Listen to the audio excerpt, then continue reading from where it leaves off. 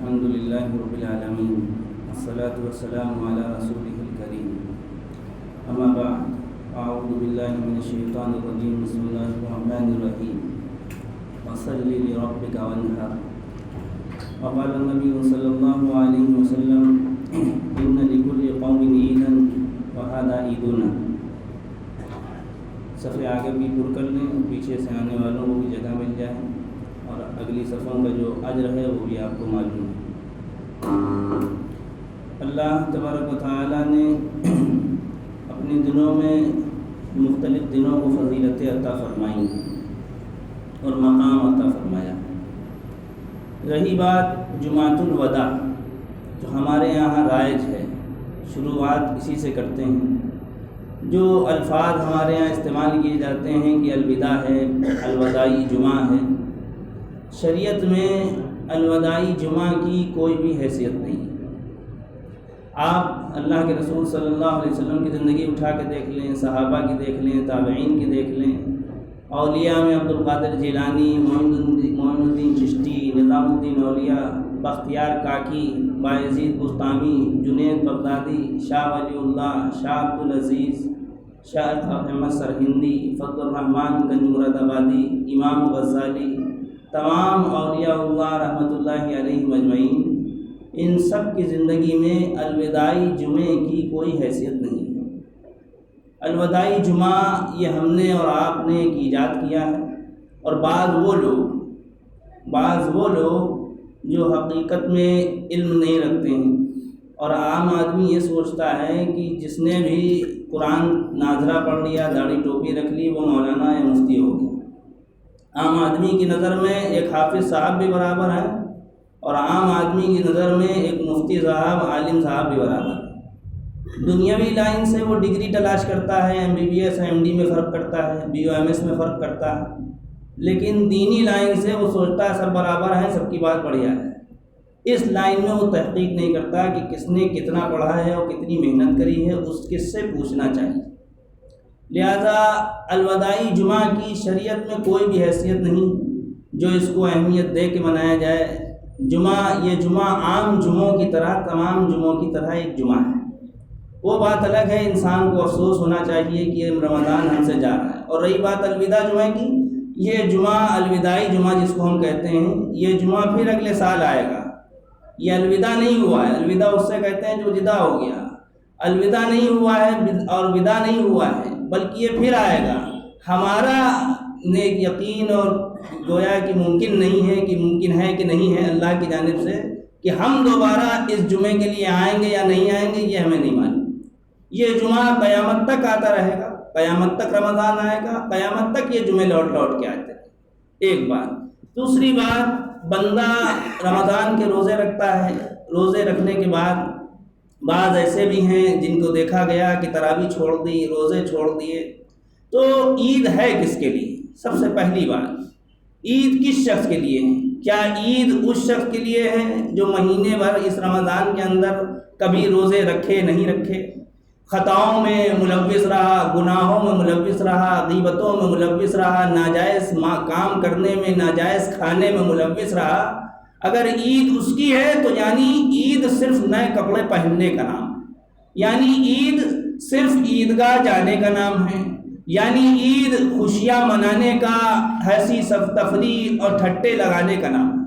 ورنہ دنیا میں آپ دیکھیں جتنے بھی غیر مسلموں کے کلچر کے حساب سے فیسٹیولز اور تہوار ہیں، ان تمام تہواروں میں جو خوشیاں منائی جاتی ہیں وہ عیاشی کے ساتھ منائی جاتی ہیں۔ سب سے زیادہ آپ دیکھیں گے تمام غیروں کے تہواروں میں شراب اور زنا عام ہوتا ہے۔ آپ دیکھیں گے شراب میں ڈھڑکتے ہوئے، بھانگ کھاتے ہوئے، ایک دوسرے سے لڑتے ہوئے، ایک دوسرے کی تانا کشی کرتے ہوئے، راستے چوراہوں پہ گلیوں میں آپ کو اس دن جتنی شراب بکتی ہے ان تہواروں میں، پورے مہینے میں اتنی شراب اور نشے کی چیزیں اور زنا کے کام نہیں ہوتے ہیں۔ معلوم ہوا غیروں کے خوشی منانے کا طریقہ کچھ اور ہے، اور مومن کے، اللہ کے بندے کے خوشی منانے کا طریقہ کچھ اور ہے۔ مومن کے خوشی منانے کا طریقہ یہ ہے کہ وہ اللہ کے دربار میں سجدہ ریز ہو جائے، یہ اس کے خوشی منانے کا طریقہ ہے۔ مومن کی خوشی منانے کا حق بھی تبھی ہے جبکہ یہ روزوں کا حق ادا کر رہا ہو، تراویح کا حق ادا کر رہا ہو، آپسی لڑائیوں کو ختم کر کے کینہ و بغض و شراب و تمام قسم کی نشے آور چیزوں کو چھوڑ کر اللہ کے حضور میں سچی توبہ کر رہا ہو، حقیقت میں اس کو عید منانے کا حق ہے۔ عید منانے کا حق اس کو نہیں ہے جو مہینے کے اندر تمام خرافات میں ملوث رہا، آخری میں وہ شاپنگ مال میں تمام جگہوں پہ اپنی بیوی بچوں کے لیے اور خود کے لیے نئے کپڑے تیار کریں۔ اگر یہی عید ہوتی تو صحابہ رضی اللہ عنہ پیبند لگے ہوئے کپڑوں میں عید نہ منایا کرتے۔ صحابہ رضی اللہ عنہ خلافت کے باوجود، وقت کے خلیفہ ہونے کے باوجود، پیبند لگے ہوئے کپڑوں میں، امام مسجد ہونے کے باوجود، خلیفہ ہونے کے باوجود پیبند لگے ہوئے کپڑوں میں جمعے کا خطبہ نہ دیا کرتے۔ رہی بات عید کی، عید کا موقع فصلی لربک وانحر، مفسرین نے لکھا ہے کہ فصلی لربک سے مراد عید کی نماز ہے۔ اکثر مفسرین کی یہی رائے ہے کہ اس سے مراد عید کی نماز ہے جو عید کے دن پڑھی جاتی ہے۔ آگے روایتوں میں اللہ کے رسول صلی اللہ علیہ وسلم مدینے پہنچے اور وہاں کے لوگوں کو دیکھا کہ وہ 2 روز خوشیاں مناتے ہیں۔ ان سے پوچھا ان دنوں میں تم دونوں میں خوشیاں کیوں مناتے ہو؟ ان دونوں کے نام نیروز اور مہرجان تھے، 2 دنوں کے۔ ایک دن کا نام نیروز تھا، اس دن وہ خوشیاں مناتے تھے اور کہہ سکتے ہیں عیش پرستی کرتے تھے، ناچتے تھے، جھومتے تھے، تمام قسم کی خرافات کرتے تھے۔ مہرجان دوسرے دن کا نام۔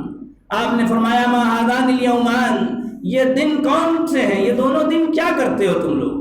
ان لوگوں نے کہا قالوا كنا نلعب فیہما فی الجاہلیۃ، ہم ان دونوں دنوں میں زمانے جاہلیت میں کھیلا کودا کرتے تھے، ٹہلا گھوما کرتے تھے، عیش پرستی کیا کرتے تھے۔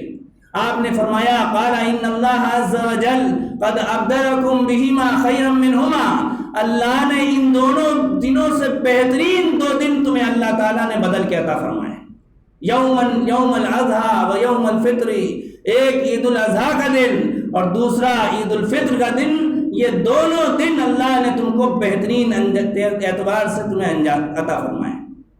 اب ایک بات اور کہنے کی ہے کہ عید کے دن اللہ کی طرف سے اعلانات بہت ہوتے ہیں، مغفرت کے بھی اعلان ہوتے ہیں، اللہ کی طرف سے برائیوں کو نیکیوں میں بدلنے کا بھی اعلان ہوتا ہے، اللہ کی طرف سے فرشتوں پہ فخر کیا جاتا ہے، اللہ فخر کرتے ہیں کہ میرے بندوں نے اپنے فریضے کو ادا کیا۔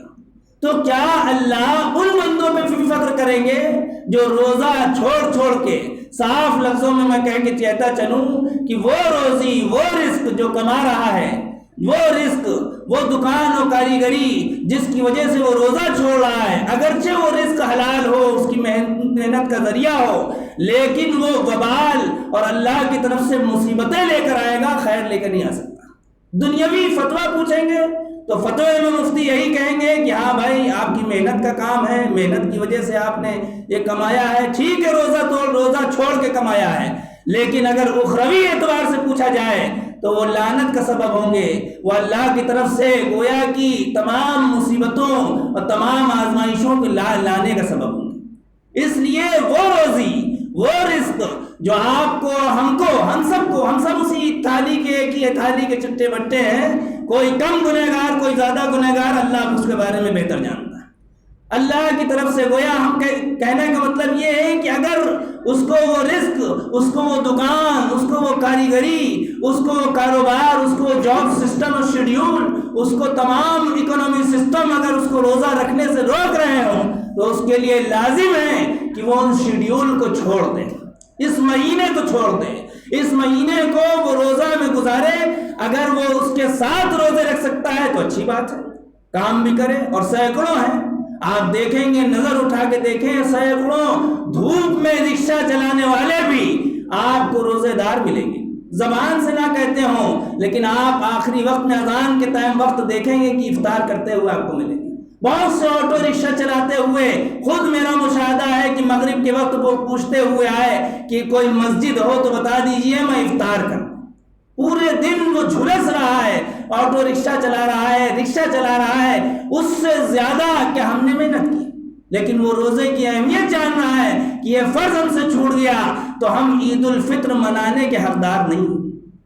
اور اللہ کے رسول صلی اللہ علیہ وسلم کی روایات، صحابہ کا طریقہ اور اولیاء کا بھی طریقہ یہی کہتا ہے۔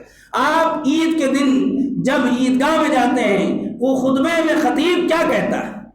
خطبے میں خطیب اپنے تمام خطبے میں تمام عربی الفاظ، اور اس دن کا خطبہ بھی جمعے کے خطبے سے بدلا ہوا ہوتا ہے۔ آپ اس کے الفاظ بدلے ہوئے دیکھیں گے۔ کیوں بدلا ہوا ہوتا ہے؟ کیونکہ اس میں اس دن انسان کو ایمان کے دل کو، ایمان والے کے دل کو اور اس کے ایمان کو جھکجھور کر دینے والی باتیں بیان کی جاتی ہیں جس کا وہ ترجمہ سنتا نہیں ہے۔ لیس العید لمن لبس الجدید انما العید لمن امن من الوعید۔ عید اس کی نہیں ہے جو نئے نئے کپڑے اور نئے نئے کپڑے پہن رہا ہو۔ انما العید لمن امن من الوعید، عید اس شخص کی ہے جو قیامت کا جو ہولناک منظر ہے، وعید کا منظر ہے، اللہ کی پکڑ کا منظر ہے، اس سے وہ محفوظ ہو جائے۔ عید اس کے لیے۔ لیس العید لمن تبخر بالعود انما العید للتائب الذی لا یعود۔ عید اس کی نہیں ہے جو عید کے دن بہترین کپڑے پہن کے نئے نئے عطر لگا رہا ہے، کوئی مشک لگا رہا ہے، کوئی عمر کا لگا رہا ہے، کوئی تمام قسم کے الگ الگ قسم کے جو عطر ہو سکتے ہیں عود کا لگا رہا ہے۔ اس میں جو بیان کیا گیا اس عبارت میں وہ عود کا بیان کیا کہ عید اس شخص کے لیے نہیں ہے جو عود کے ذریعے سے، عود کے عطر کے ذریعے سے خوشبو اختیار کرے۔ انما العید للتائب الذی لا یعود، عید اس توبہ کرنے والے کی ہے جو عزم کرے کہ آئندہ میں گناہ نہیں کروں۔ لیس العید لمن تزین بزینت الدنیا، عید اس کی نہیں ہے جو دنیا کی زیب و زینت سے اپنے کو آراستہ کرے، سجائے۔ اور آپ دیکھیں گے عید کے دن ایک سے ایک پہننے والے، اوڑھنے والے، کھانے والے اور تمام قسم کے اپنے فیشنیبل سسٹم کا ظہور کرتے ہیں کہ دیکھو تم سے زیادہ میں عمدہ پہننے والا ہوں۔ لہذا اس میں اس عبارت میں کہا لیس العید لمن تزین بزینت الدنیا، عید اس کی نہیں ہے جو دنیا کی زیب و زینت سے سجاوٹ اختیار کرے۔ انما العید لمن تزود بزاد التقوی، عید اس شخص کی ہے جو تقوی کے توشہ راہ لے کے چلتے چلے، تقوی کے توشہ راہ سے کو لے کر آخرت کی طرف جائے، اللہ کے لحاظ کو اللہ کی طرف لے کے جائے، اللہ کے رسول صلی اللہ علیہ وسلم کے طریقوں پہ زندگی گزار کے اللہ کی طرف سے جائے۔ دوسری بات، پانچویں عبارت، لیس العید لمن رکب المطایا انما العید لمن ترک الخطایا۔ عید کے دن آپ دیکھیں گے سینکڑوں لوگ اپنی نئی نئی کاروں کو، نئی نئی بائکس کو رائڈنگ کرتے ہوئے، چلاتے ہوئے، فخریہ چلتے ہوئے نظر آپ کو آئیں گے۔ اس زمانے میں بھی ہوتا ہوگا، لہذا بیان کیا لیس العید لمن رکب المطایا، عید اس شخص کی نہیں ہے جو بہترین سواریوں پہ سوار ہو کے چلے، مرسڈیز میں چل رہا ہے، لگژری گاڑیوں میں چل رہا ہے، بہترین عمدہ بائکس میں چل رہا ہے، رائڈنگ کر رہا ہے، تمام قسم کے جو ہے وہ چیزوں کو ظاہر کر رہا ہے، دکھاوے بازی کر رہا ہے۔ عبارت میں بیان کیا گیا کہ عید اس کی نہیں ہے جو سواریوں پہ سوار ہو کے چلے۔ انما العید لمن ترک الخطایا، عید اس شخص کی ہے جو اپنے گناہوں سے باز آ جائے، خطاؤں کو چھوڑ دے، برائیوں کو چھوڑ دے، لغزشات اور سیئات، تمام قسم کے ناجائز کاموں کو چھوڑ دے، عید اس کی ہے۔ لیس العید لمن تبخر بالعود۔ آگے ایک اور عبارت ہے، ذہن میں نہیں ہے، روایت کے اعتبار سے اللہ کے رسول صلی اللہ علیہ وسلم نے اس میں بہترین بات یہی فرمایا، ہاں لیس العید لمن بسط البساط انما العید لمن جاوز الصراط۔ عید کے دن آپ دیکھیں گے کہ گھروں میں نئے نئے قالین بچھائے جاتے ہیں، نئی نئی چادریں بچھائی جاتی ہیں، بہترین سجاوٹ کے پردے لگائے جاتے ہیں۔ عبارت میں آپ خطبے کے دن، جب عید کے دن آپ خطبہ سنیں گے، اس خطبے میں یہ عبارت بھی ہوگی لیس العید لمن بسط البساط، عید اس کی نہیں ہے جو بڑے بہترین بستروں کو بچھائے۔ انما العید لمن جاوز الصراط، عید اس کی ہے جو پل صراط سے پار ہو کے اللہ کے حضور میں جنت میں پہنچ جائے، عید اس کی ہے۔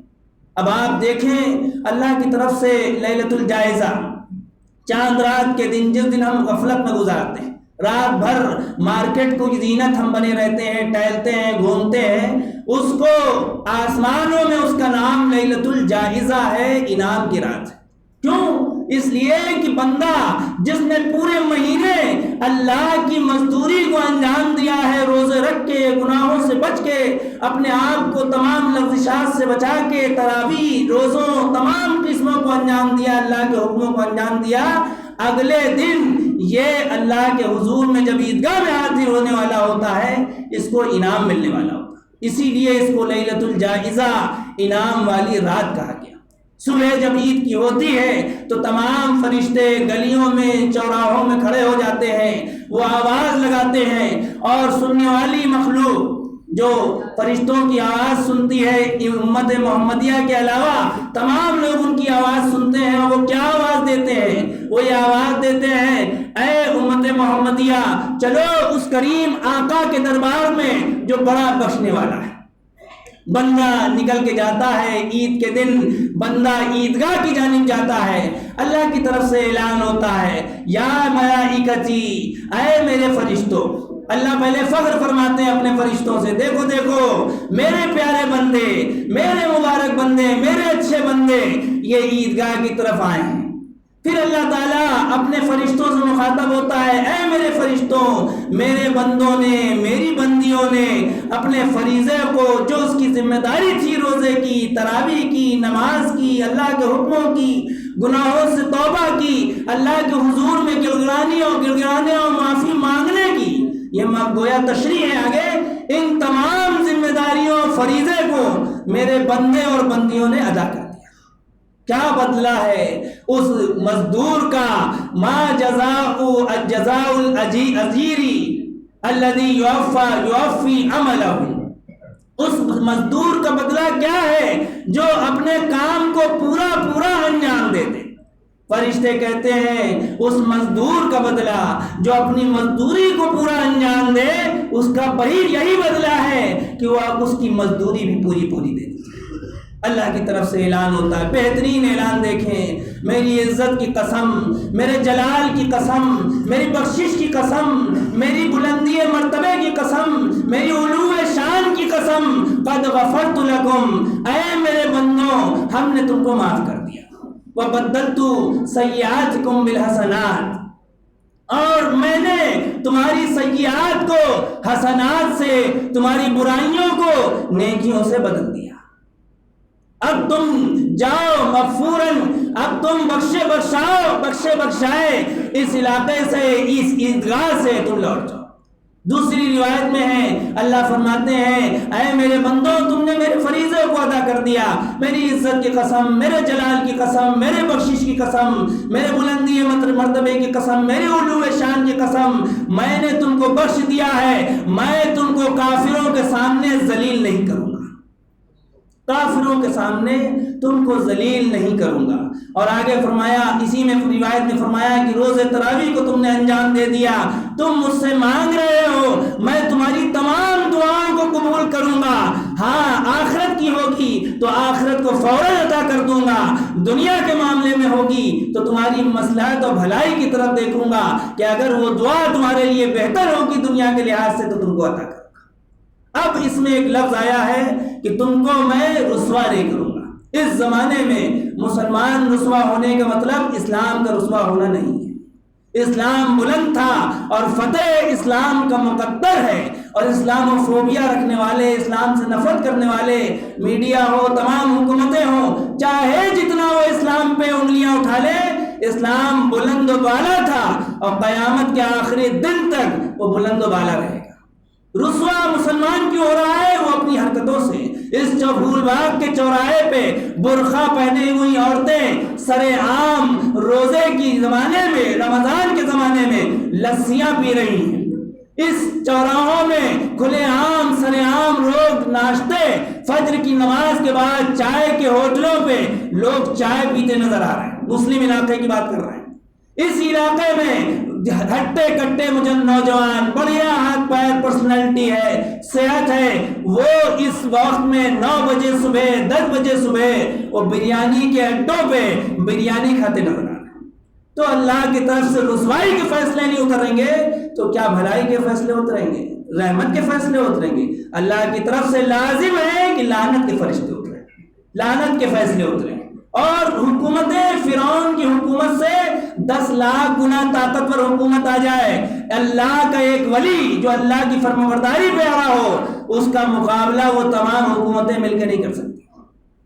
اس لیے اللہ نے موقع عنایت فرمایا ہے، لہذا عید کا حقدار، عید کے دن کپڑے پہننے کا حقدار وہ نہیں ہے جس نے اس مہینے میں روزے چھوڑ کے مسالے چبائے ہوں، اس مہینے میں لوگوں چائے کے اڈوں پہ فجر کی نماز پہ چائے پی رہا ہو، 9 بجے دن کے موقع پر وہ بریانی کھا رہا ہو، اس کو یہ حق نہیں ہے کہ وہ بے شرما ہو کے نئے کپڑے پہن کے وہ عیدگاہ میں عید منائے، نماز تو پڑھے لیکن عید منانے کا حقدار نہیں، خوشی منانے کا حقدار نہیں ہے۔ عید منانے کا حقدار وہ ہے جس نے اپنی زندگی کے بدلنے کا ارادہ کر لیا ہے کہ نہیں اللہ، یہ رمضان میں نے تیری فرمانبرداری میں گزارا ہے، باقی مہینے بھی میں تیرے آگے توبہ کر چکا ہوں، اب گناہوں کو انجام نہیں دوں، حرام کھا کھا کے اوب چکا ہوں، میں لوٹتا ہوں، ناجائز حرام دیکھ دیکھ کے اوب چکا ہوں، میں حرام ہاتھ چلتے چلتے اوب چکا ہوں، حرام کی طرف ہاتھ بڑھاتے بڑھاتے اوب چکا ہوں، حرام کی طرف شرمگاہ ظاہر کرتے کرتے اوب چکا ہوں، اے اللہ میں اپنا رخ موڑتا ہوں۔ لہذا اللہ نے موقع عنایت فرمایا ہے۔ اور رہی بات صدقہ فطر کی، صدقہ فطر آپ نے بورڈ میں دیکھا ہوگا کہ 60 روپے لکھا ہے، 60 روپے ان لوگوں کے لیے ہے جن کو صرف گردن چھوڑانی، ورنہ دور صحابہ میں دیکھیں کہ دور صحابہ میں لوگوں نے 3.5 کلو بادام سے بھی پیسے دیے ہیں، 3.5 کلو کشمش کے پیسے بھی دیے ہیں، 3.5 کلو کاجو میں سے بھی صدقہ فطر ایک ایک آدمی کا نکالا ہے۔ لہذا کوئی آدمی ارب پتی ہے، کروڑ پتی ہے، لکھ پتی ہے، اور وہ سوچ رہا ہے بس 60 روپے میں گردن چھوٹ جائے، تو بہتر یہ گردن تو چھوٹ جائے گی لیکن جو اجر ہونا چاہیے، صدقہ فطر کا جو حق ہونا چاہیے، وہ حق اس کا ادا نہیں ہوگا۔ زکاۃ الفطر طہرۃ للصائم من اللغو والرفث وطعمۃ للمساکین۔ صدقہ فطر اس لیے ہے کہ یہ طہرۃ للصائم، روزے دار کی جو غلطیاں ہو گئی ہیں، لغزش ہو گئی ہیں، لغویات اس نے روزے کی حالت میں کچھ انجام دے دی، بےہودہ حرکتیں انجام دے دی، کچھ خطائیں ہو گئی، اس صدقہ فطر کے ذریعے سے اس کی وہ خطائیں معاف ہو جائیں۔ وطعمۃ للمساکین، اور جو فقراء ہیں، غریب ہیں، محتاج ہیں، ان سب کے لیے یہ کھانا ہو جائے، ان کے لیے گویا ذریعہ بن جائے، ذریعہ معاش بن جائے۔ اللہ تعالیٰ عمل کی توفیق عطا فرمائے اور ہم کو عید منانے کا حقدار بنائے، عید نہ منانے کا حقدار نہیں بلکہ اللہ عید منانے کا حقدار بننے والا بندہ بننے کی توفیق عطا فرمائے۔ اور تمام اہل فلسطین کے لیے پھر سے آخری بات، اہل فلسطین کے لیے پورے رمضان عید دیکھنی ہے تو آپ ان کی عید دیکھیں، روزے دیکھنے ہیں تو آپ ان کے روزے دیکھیں، تراویح دیکھنی ہے، نمازیں دیکھنی ہے، سسکیاں دیکھنی ہے، چیخنا دیکھنا ہے، گڑگڑانا دیکھنا ہے، بھوکا پیٹ دیکھنا ہے، تو آپ ان کی چیخیں دیکھ لیں، آپ کو صحابہ کی یاد تازہ ہو جائے گی، آپ کو رسول اکرم صلی اللہ علیہ وسلم کی زندگی بھی تازہ ہو جائے گی۔ اس لیے ان کے حق میں دعا کریں، اللہ تعالیٰ ان کی قربانیوں کو قبول فرمائے، اور حقیقت میں وہی فتح یاب ہیں۔ آپ یہ نہ سوچئے گا وہ ہار گئے، ان کے حوصلے جیت گئے، ان کی ہمتیں جیت گئیں، اور وہ قابل تعریف ہیں کہ نہت حال نے بھی انہوں نے بڑے بڑے سپر پاور کو مقابلے آرائی میں ہرا کے رکھ دیا ہے۔ اللہ تعالیٰ عمل کی توفیق عطا فرمائے۔ وآخر دعوانا الحمدللہ۔